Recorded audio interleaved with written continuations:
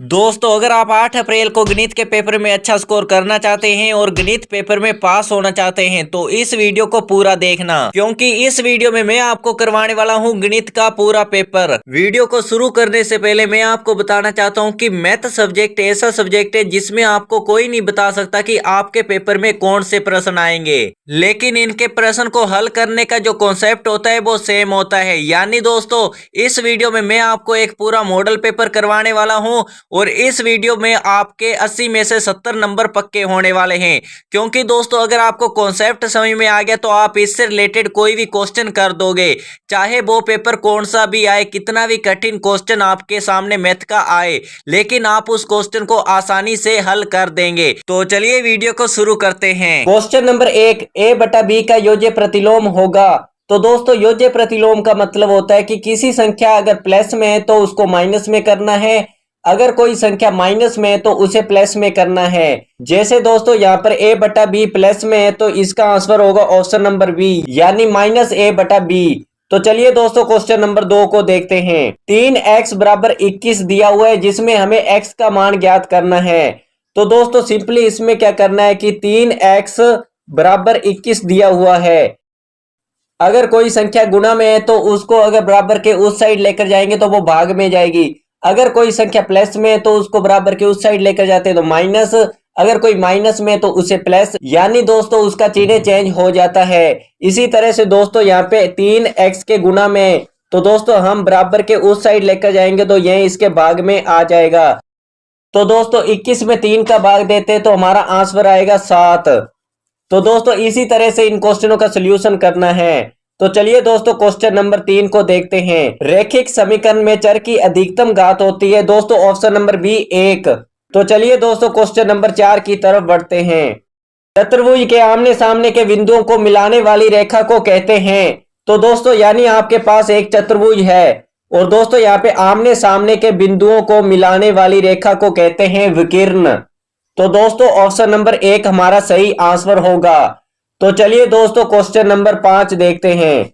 समांतर चतुर्भुज में सम्मुख भुजाएं होती है। तो दोस्तों आपके पास एक समांतर चतुर्भुज दिया होगा जिसमें आपको बताना है कि इसकी सम्मुख भुजाएं होती है। तो दोस्तों आप सभी जानते हैं कि समांतर चतुर्भुज की आमने सामने की भुजा बराबर होती है, यानी दोस्तों हमारा आंसर होगा ऑप्शन नंबर डी बराबर। तो चलिए दोस्तों क्वेश्चन नंबर 6 को देखते हैं। निम्न में से पूर्ण वर्ग संख्या नहीं है। दोस्तों 2025 45 का वर्ग होता है और 441 21 का वर्ग, और दोस्तों जो 81 है वो 9 का वर्ग होता है, और दोस्तों जो ऑप्शन नंबर सी 79 है वो किसी संख्या का वर्ग नहीं होता, इसलिए दोस्तों हमारा आंसर होगा option number C. Question number 7, निम्न में से किस संख्या की वर्ग संख्या के अंत में 1 आएगा। वर्ग संख्या का मतलब दोस्तों जैसे ऑप्शन नंबर ए को देखते हैं, 109 दिया हुआ है, इसका वर्ग, यानी दोस्तों इसका स्क्वायर करते हैं। तो दोस्तों आप सभी जानते हैं कि वर्ग का मतलब होता है कि 2 बार गुना, जैसे 109 इंटू 109। तो दोस्तों इसका मतलब है कि अगर हम इन दोनों को गुना करेंगे तो उसके पीछे की संख्या 1 आनी चाहिए। जैसे दोस्तों 9 को 9 से गुना करते हैं तो 81, यानी लास्ट में 1 आता है। तो दोस्तों इसके पीछे 1 आ रहा है, इसलिए यही हमारा आंसर होगा। तो दोस्तों इसके पीछे 1 आ रहा है, यही हमारा आंसर होगा। तो चलिए दोस्तों बी को, ऑप्शन नंबर बी को भी देख लेते हैं। तो दोस्तों अगर हम 82 को 82 से गुना करते हैं तो 2 दूना 4, तो दोस्तों इसके लास्ट में तो 4 आ रहा है, इसलिए हमारा यह आंसर नहीं होगा। तो दोस्तों इसी तरह से हमें इनका सलूशन करना है। तो चलिए दोस्तों क्वेश्चन नंबर 8 देखते हैं। 120 का 80%। तो दोस्तों मैं आपको इस पर एक ट्रिक बताता हूं। तो दोस्तों आपको दो संख्याओं के बीच और परसेंटेज पूछा हो तो आपको क्या करना है कि किसी दो संख्याओं के बीच अगर का है, की है, के है, इसका मतलब होता है उन दोनों का गुणा। और परसेंटेज का तो आपको पता ही है कि अगर किसी संख्या को प्रतिशत में बदलना है तो 100 का गुना करते हैं, और किसी संख्या को अगर प्रतिशत से नॉर्मल संख्या में बदलना है तो 100 का भाग देते हैं। तो दोस्तों यहाँ पर लिखा हुआ है 120 और का मतलब गुना, और दोस्तों 80, और दोस्तों जैसा कि मैंने बताया कि 80% होगा। तो दोस्तों होगा मतलब कि इसमें 100 का भाग देंगे। अगर दोस्तों प्रतिशत को संख्या में बदलना होता तो 100 का गुना करते। तो दोस्तों 0 से 0 कट जाएगा और इस 0 से इस 0, और जब हम 12 को 8 से गुणा करते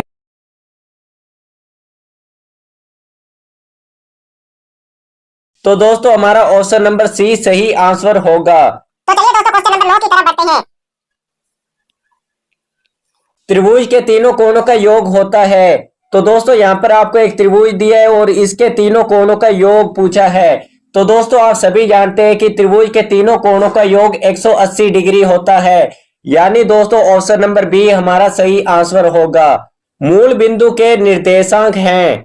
तो दोस्तों 0,0 मूल बिंदु के निर्देशांक होते हैं। तो चलिए दोस्तों नेक्स्ट क्वेश्चन को देखते हैं।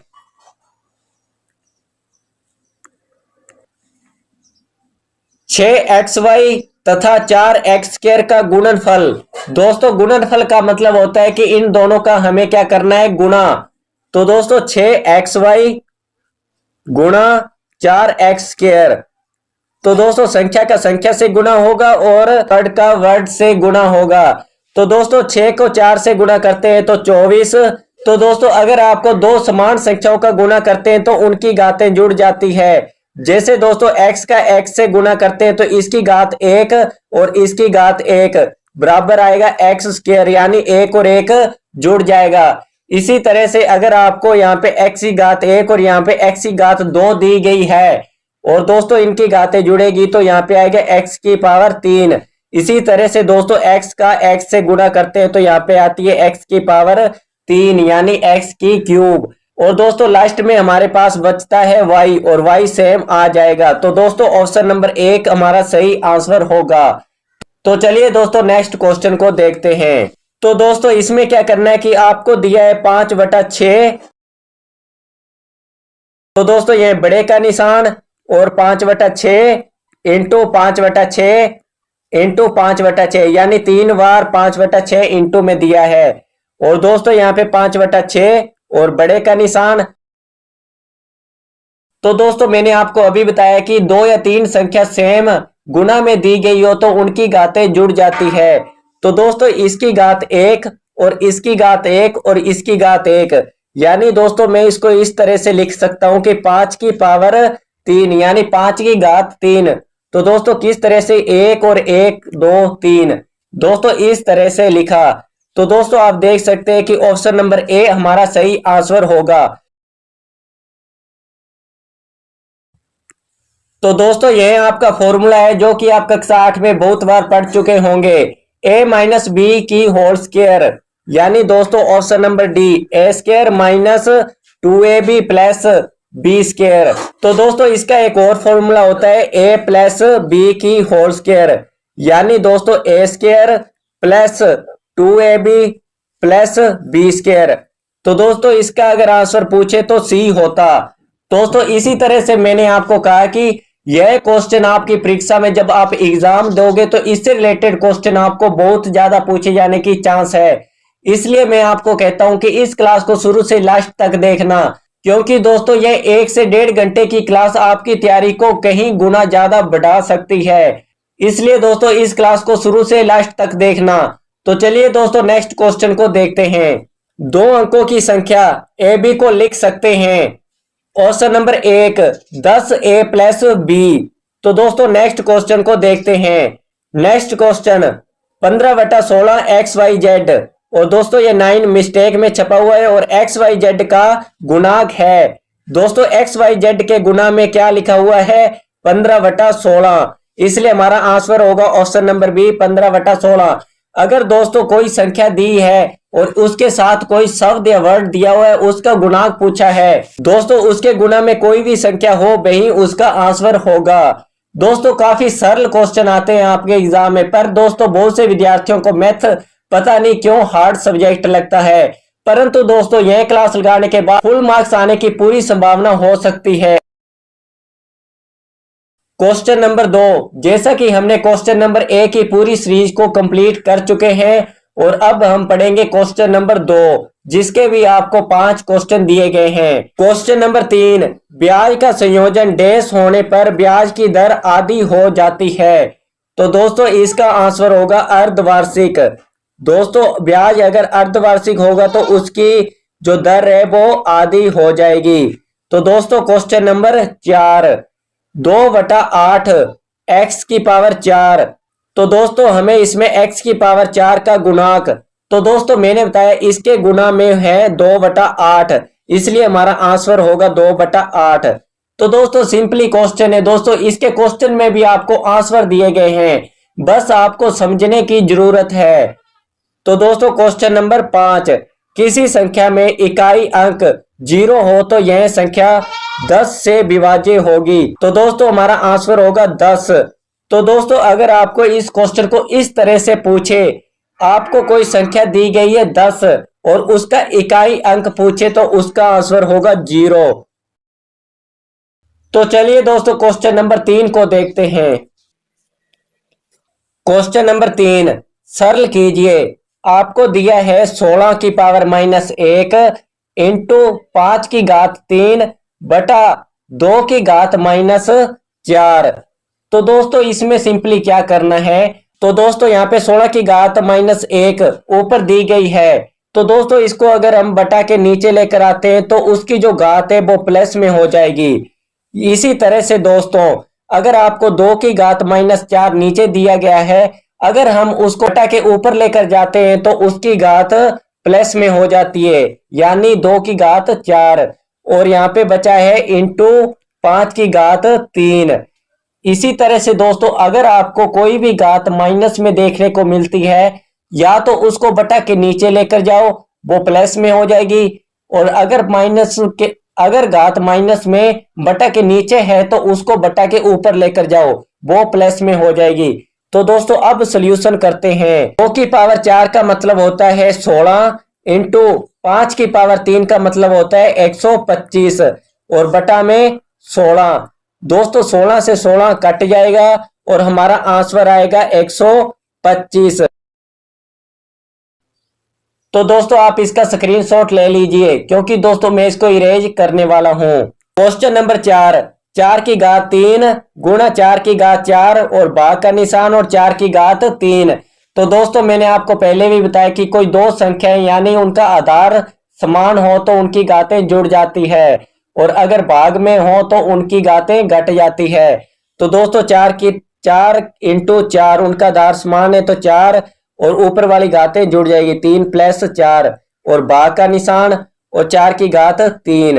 दोस्तों 3 + 4 4 की घात 7 और भाग का निशान और 4 की घातें 3। तो दोस्तों इनका आधार समान है तो इनकी घातें घट जाएगी, यानी भाग है तो घटेगी और गुणा है तो जुड़ेगी। दोस्तों 4 की घात 7 - 3 यानी दोस्तों 4 की घात 4 और दोस्तों 4 की घात 4 का हम सोल्यूशन करते हैं तो हमारा आंसर आता है 64। तो चलिए दोस्तों क्वेश्चन नंबर 5 को देखते हैं। 5/6x + 7/6x + 1/6x। तो दोस्तों आपको नीचे वाली संख्या का एलसीएम लेना है। दोस्तों सेम संख्या हो तो उसकी वो सेम संख्या का एलसीएम 6 और दोस्तों ऊपर वाली संख्या 5x प्लस इसमें ऊपर वाली संख्या 7x प्लस इसमें दोस्तों 1x। दोस्तों ऊपर वाली संख्या को जोड़ते हैं तो 13x/6 हमारा सही आंसर होगा। तो चलिए दोस्तों क्वेश्चन नंबर 6 को देखते हैं। दोस्तों आपको दिया है 1:4। जैसा कि दोस्तों मैंने आपको बताया कि किसी संख्या को प्रतिशत में बदलते हैं तो 100 का गुना करते हैं और किसी प्रतिशत को संख्या में बदलना है तो 100 का भाग करते हैं। तो दोस्तों 1:4 का मतलब होता है 1/4 और दोस्तों प्रतिशत में बदलना है तो 100 का गुना और दोस्तों जब हम इसको काटते हैं तो हमारा आंसर आता है 25। तो चलिए दोस्तों क्वेश्चन नंबर 7 को देखते हैं। हमारा क्वेश्चन नंबर 7, तो दोस्तों इसका सोल्यूशन इस तरह से करना है। 8000 दोस्तों सबसे पहले छोटी संख्या का हम इसमें भाग देंगे, यानी 2 का जाता है तो 2 का भाग देते हैं तो आता है 4000 और जब हम 4000 का भाग देते हैं 2 में, 2 का भाग 4000 जब हम 2 का भाग 4000 में देते हैं तो 2000। तो दोस्तों आप इसको अगर नहीं आता है तो इसे ऐसे भी कर सकते हैं, अगर 4000 और 2 का भाग देते हैं तो दोस्तों अगर हम 2000 के अंदर 2 का भाग देते हैं तो 1000 और दोस्तों 1000 के अंदर हम 2 का भाग देते हैं तो 500 और दोस्तों 500 के अंदर अगर हम 2 का भाग देते हैं तो 250। और दोस्तों 250 के अंदर अगर हम 2 का भाग देते हो 125। और दोस्तों आप देख सकते हैं कि 125 के अंदर 2 का भाग नहीं जाता, यानी दोस्तों यहाँ पर जाएगा 5 का भाग। और 5 का भाग हम 125 में देते हैं तो 25 आता है। और दोस्तों 25 के अंदर अगर हम 5 का भाग देते हैं तो 5 आता है। 5 आता है। और 5 के अंदर अगर हम 5 का भाग देते हैं तो 1 आता है। और दोस्तों आप इसे देख सकते हो कि दोस्तों जब आपको नीचे 1 आ जाए तो यहाँ पर हमारा ये क्वेश्चन समाप्त हो जाएगा। तो दोस्तों इसमें पूछा है घातांक, दोस्तों इसमें पूछा है कि अभाज्य घनमूल, घन का मतलब होता है 3 जोड़े बनाना। और अगर दोस्तों वर्गमूल पूछा, वर्ग का मतलब होता है 2 जोड़े। तो दोस्तों यहाँ पे 2 के 3 जोड़े बन रहे हैं, यहाँ पे 2 के 3 जोड़े बन रहे हैं। और यहाँ तो दोस्तों यहाँ पे 5 के 3 जोड़े बन रहे हैं, 2 यहाँ पे और दोस्तों 1 यहाँ पर। तो दोस्तों हम यहाँ पे लिखेंगे, यहाँ पे 1 जोड़ा ये 2 इंटू दोस्तों 1 जोड़ा यहाँ पे 2 का इंटू दोस्तों 5 यहाँ पे 1 जोड़ा। दोस्तों जब हम इसको गुना करते हैं तो 5 दूना 10 और 10 दूना 20, 20 हमारा आंसर आएगा। दोस्तों आपको सिर्फ यही याद रखना है, यहाँ पे घन है तो 3 जोड़े, उनमें से 1 लेना है। और अगर वर्ग होता तो 2 जोड़े। तो चलिए दोस्तों क्वेश्चन नंबर 8 को देखते हैं। 42 का वर्ग ज्ञात कीजिए। 42 का वर्ग, दोस्तों 42 का स्क्वायर ज्ञात करना है। दोस्तों अगर आपको स्क्वायर याद नहीं है तो आप इसे इस तरह से कर सकते हैं, 42 इंटू 42। दोस्तों 42 का 42 में गुना करते हैं तो आपका आंसर आएगा 1764। तो चलिए दोस्तों क्वेश्चन नंबर 9 को देखते हैं। आयत की परिभाषा दीजिए। तो दोस्तों ये तो आप सभी जानते हैं आयत की परिभाषा के बारे में। तो चलिए दोस्तों क्वेश्चन नंबर 10 को देखते हैं। क्वेश्चन नंबर 11, 2x-3 बराबर x प्लस 2 को हल कीजिए। तो दोस्तों इसमें सिंपली क्या करना है कि जो x वाली संख्या है उसको एक तरफ और जो नॉर्मल संख्या है उसको एक तरफ, यानी दोस्तों इधर दिया है 2x, दोस्तों यहाँ पे x प्लस में है तो बराबर के इस साइड लेकर आएंगे तो -x और बराबर दोस्तों प्लस 2। और दोस्तों जो -3 इधर -3 का है और बराबर के उस साइड लेकर जाएंगे तो +3 है। तो दोस्तों 2x माइनस x, तो यहाँ पे बचा x बराबर 2 + 3 तो 5। तो दोस्तों हमारा आंसर आएगा 5। तो चलिए दोस्तों क्वेश्चन नंबर 12 को देखते हैं। -2/3 गुणा 4/5 गुणा 6/16। तो दोस्तों इसको हमें हल करना है। दोस्तों जो संख्या कट रही है पहले उसको काटते हैं। तो दोस्तों 2 एकम 2, 2 8 16, 4 एकम 4 और 4 दूना 8, 6 को 2 से काटते हैं तो 3, 2 3 6 और 2 एकम 2 और 3 एकम 3 और 3 एकम 3। तो दोस्तों ऊपर देखते हैं तो कुछ भी नहीं बचता, यानी 1। और दोस्तों नीचे देखते हैं तो यहाँ पर 5 बचा हुआ है और यहाँ पर 5। और दोस्तों यहाँ पे दिया गया है माइनस का निशान और यहाँ पे लगेगा माइनस, तो यही हमारा आंसर होगा। तो चलिए दोस्तों क्वेश्चन नंबर 13 को देखते हैं। ऐसी 5 परिमेय संख्याएं लिखिए जो 2 से छोटी है।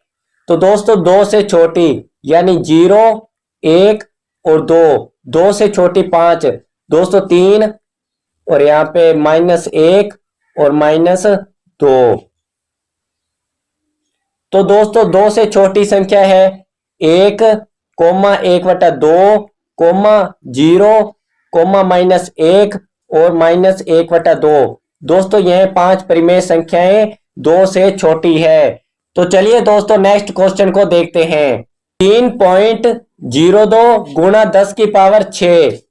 तो दोस्तों यहाँ पे दिया 3.02 और 10 की पावर -6। तो दोस्तों मैंने आपको बताया कि अगर माइनस में घात दी गई हो तो उसको बटा में नीचे लेकर जाते हैं तो वो प्लस में हो जाती है। तो दोस्तों इसको बटा में करते हैं तो 10 की पावर 6 प्लस, तो दोस्तों यहाँ पे पॉइंट है, पॉइंट को हटाते हैं तो नीचे गुना में 100। दोस्तों यहाँ पे 2 शब्द, दोस्तों यहाँ पे 2 संख्या आती है पॉइंट के बाद तो 2 0 लगा देते हैं। तो दोस्तों यहाँ पे क्या करना है कि 302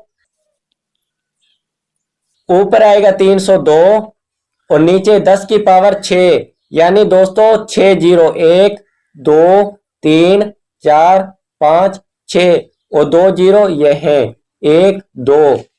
तो दोस्तों नीचे देखते हैं तो 1 2 3 4 5 6 7 8, 8 जीरो दी गई है, यानी दोस्तों हमें 8 अंक छोड़कर पॉइंट लगाना है। जैसे दोस्तों 302, इसमें 8 अंक 1 2 3 4 5 6 7 8, यानी दोस्तों यहाँ पे पॉइंट लगेगा, इसलिए हमारा आंसर होएगा 0.000302। तो चलिए दोस्तों नेक्स्ट क्वेश्चन को देखते हैं। तो दोस्तों 8x माइनस 3 बटा 3x बराबर 2। तो दोस्तों हमें इसमें x का मान ज्ञात करना है। तो दोस्तों इसके लिए सबसे पहले हम तिरछा गुना करते हैं। तो दोस्तों 8x माइनस 3 को नीचे 1 से गुना करते हैं तो 8x माइनस 3 बराबर, और दोस्तों यहाँ पे 2 को 3x से गुना करेंगे 2 इंटू 3x।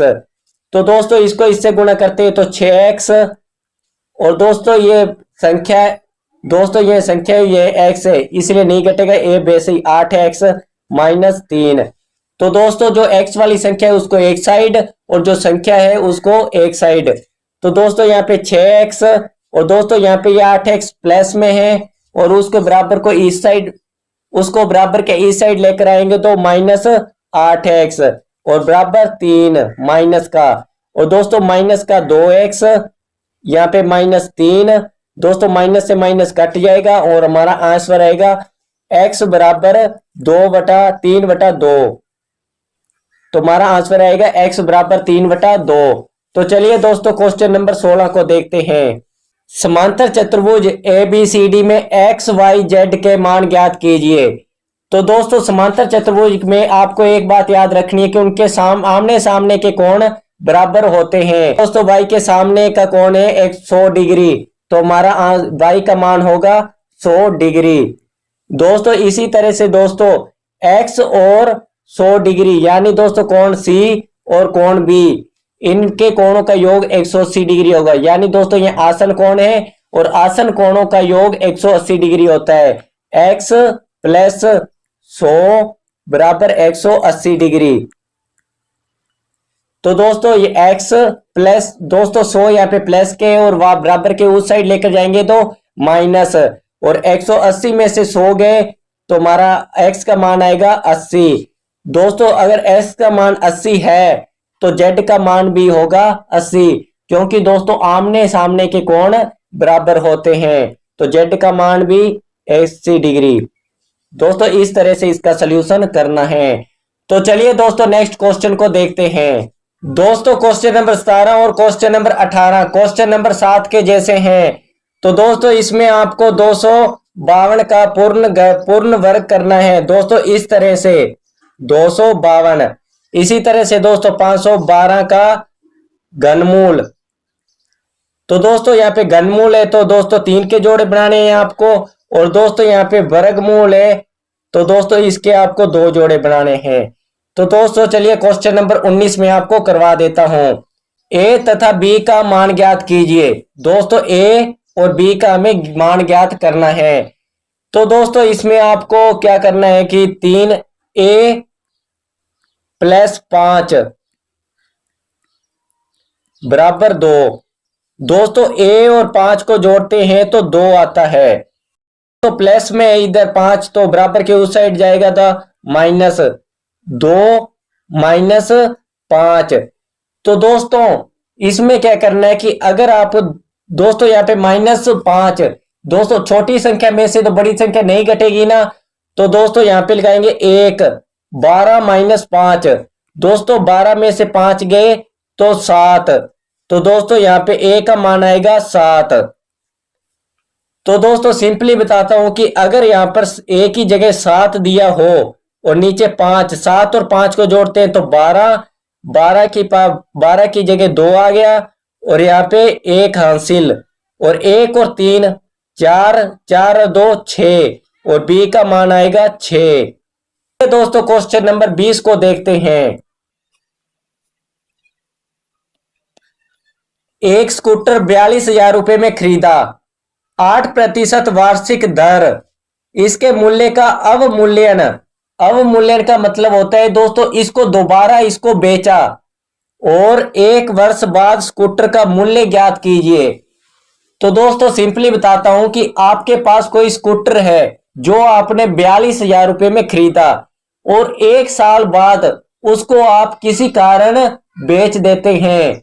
तो दोस्तों अगर आपने कोई चीज 42,000 में खरीदी तो वो चीज आपकी 42,000 में नहीं बिकेगी, क्योंकि दोस्तों उसमें आपका काफी नुकसान हुआ होगा, स्कूटर का नुकसान भी हुआ होगा, जिसके कारण उसका मूल्य घट जाएगा। तो दोस्तों इसमें आपको ब्याज ज्ञात करना है और ब्याज का सूत्र होता है ब्याज बराबर मूलधन गुणा दर गुणा समय बटा में 100। तो दोस्तों मूलधन दिया है 42,000 गुणा दर दिए 8% गुणा और समय दिया है 1 वर्ष यानी 1 और बटा में 100। दोस्तों इन 2 जीरो से इन 2 जीरो कट जाएगी। दोस्तों ऊपर वाली संख्या का जब हम गुणा करते हैं तो हमारा ब्याज आता है 3360। तो यही हमारा आंसर होगा। तो 3360 रुपए का हमें अवमूल्यन होगा। दोस्तों अवमूल्यन होगा 3360 रुपए। तो चलिए दोस्तों क्वेश्चन नंबर 21 को देखते हैं। राहुल और हारून की वर्तमान आयु में अनुपात 5:7 है। 4 वर्ष बाद उनकी आयु 56 वर्ष हो जाएगा। उनकी वर्तमान आयु ज्ञात कीजिए। तो दोस्तों राहुल को R से प्रदर्शित करता हूं और हारून को H से। दोस्तों इनका अनुपात है 5:7, यानी दोस्तों R बराबर राहुल की आयु 5 और हारून की आयु 7। तो दोस्तों हमें क्या करना है कि अगर किसी आयु ज्ञात करते हैं तो उसके साथ x करते हैं, यानी 5x और 7x।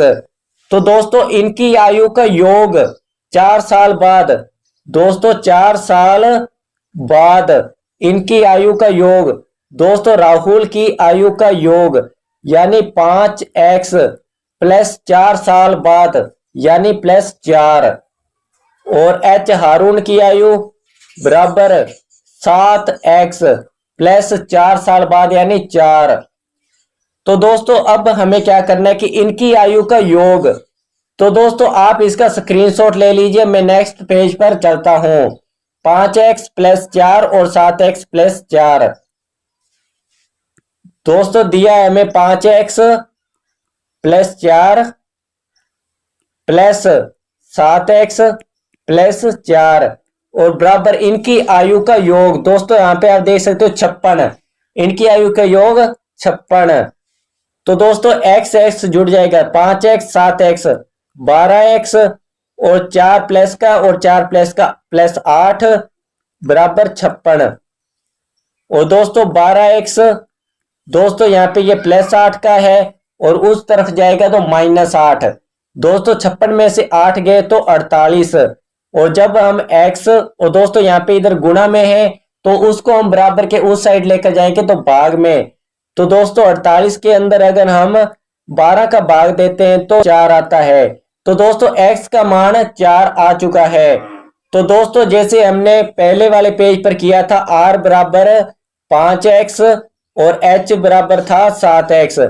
तो दोस्तों सिंपली हमें ये 4 है वो x का मान है 4, इसको हमें x की जगह रखना है, यानी दोस्तों 5 और x की जगह 4, 5 चौके 20।